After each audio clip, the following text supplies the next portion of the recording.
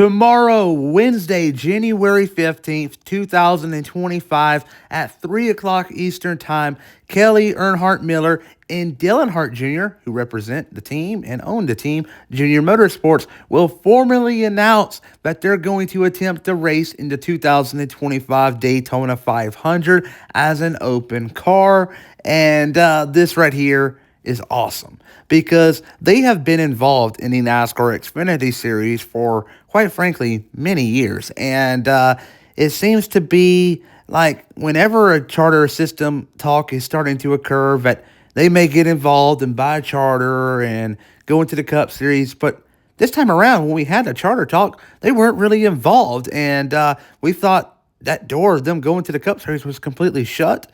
And let's just be honest here. Not many people expect this team to go full-time in the Cup Series, but for them to finally come out and race a one-off and it being the Daytona 500, this right here is a big deal. And they're going to make a hell lot of money with this because you think about it. The 88 car is not going to happen. Shane Van Gisbergen's racing it. And the 8 car, you got Kyle Busch. So they're going to go to the 81 car, if I'm not mistaken.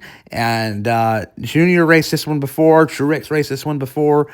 But who's going to race this car? And there's so many different candidates out there. This is pure speculation right now on who's going to race it. But we know this is going to happen, though. The car is going to be fielded. But you look at the Junior Motorsports organization and the drivers that they have, and you look around, you can see that Martin Truex Jr. is obviously going to be a free agent. There's nothing confirmed. He is rumored, though, to be racing for Tricon Garage with a tight alliance to Joe Gibbs Racing. So that may be a done deal there. But if it wasn't, this right here could very well be an option. And Truex does have the hopes and aspirations of racing in this race. So this could be the slam dunk after all.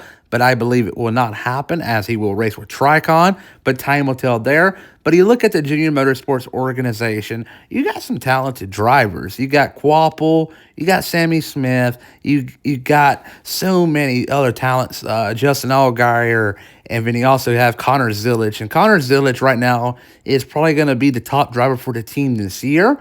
But he's not going to be racing in the Daytona 500. You're just doing process elimination and you taking him out of it. You're also going to take out Quapple. So you got it narrowed down to Sammy Smith or Justin Allgaier. Sammy Smith had a really good year last year for the team, and I just don't see him getting it after all. I believe Justin Allgaier will race ultimately in the car in the 500.